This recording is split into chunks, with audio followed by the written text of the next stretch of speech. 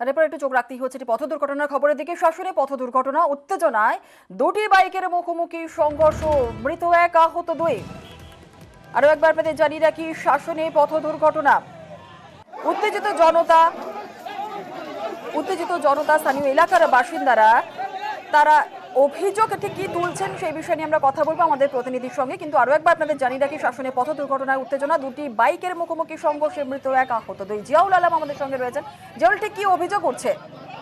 দেখো, শাসন থানার একেবারে আমিনপুর বাজারের কাছে সেখানেই দুটি বাইকের মুখোমুখি সংঘর্ষ।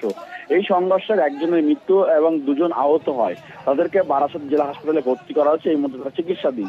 তারপরে এলাকার মানুষের যেটা অভিযোগ যে এখানে পুলিশ গাড়ি থামিয়ে টাকা তুলছিলেন, সেই সময় এই কিশোর বাইক নিয়ে যাচ্ছিলেন এবং সেই বাইক আরোহী কিশোর এবং তার পিছনে আরেকজন ছিল, দুজন যাচ্ছিলেন।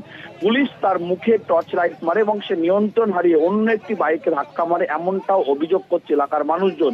এরপরেই এলাকার মানুষজন এই অভিযোগ তুলে কিন্তু দফায় দফায় এই যে আমিনপুর বোয়ালঘাটা রোড, তারা কিন্তু দফায় দফায় অবরোধ শুরু করে। ঘটনাস্থলে পুলিশ যায়, পুলিশকেও বেগ পেতে হয়। পুলিশ তারপরে লাঠি উঠিয়ে সবাইকে ছত্রভঙ্গ করে। তারপরেই পরবর্তীকালে একেবারে শাসন বাজার এলাকায় সেখানে কাঠের গুঁড়ি, টায়ার জ্বালিয়ে তারা অবরোধ করে। প্রায় ঘন্টা চারেক ধরে অবরোধ চলে। তাদের একটাই দাবি, পুলিশের জন্যই এই মৃত্যু হচ্ছে কিশোরী। তারপরে পুলিশকে সেখানে ঢুকতে বাধা দেয়। প্রায় ঘন্টা দুয়েক পরে পুলিশ সেখানে যায়, তাদেরকে সরিয়ে অবরোধ করে দেয়। কিন্তু যেভাবে পুলিশের দিকে অভিযোগে আঙুল তুলছে এলাকার মানুষজন, যে দিনের পর দিন রাতের অন্ধকারে এখানে পুলিশ টাকা তোলে বিভিন্ন গাড়ির হাত দেখিয়ে, তার থেকেই এই দুর্ঘটনা এমনটা বলছেন বলে বারবার তারা প্রতিবাদ করেছেন। কিন্তু যখন এই ঘটনা ঘটে, এলাকার মানুষ প্রতিবাদ দেখায়, তখন পুলিশ আবার পাল্টা তাদের উপরে লাঠিচার্জ করে। সেই ঘটনায় আরো 4 জন গুরুতর জখম হয়। ফলে সব মিলিয়ে পুলিশের বিরুদ্ধেই ক্ষোভ দেখিয়ে প্রায় গভীর রাত পর্যন্ত রাস্তা অবরোধ করে। অবশেষে পুলিশের আশ্বাসে অবরোধ ওঠে।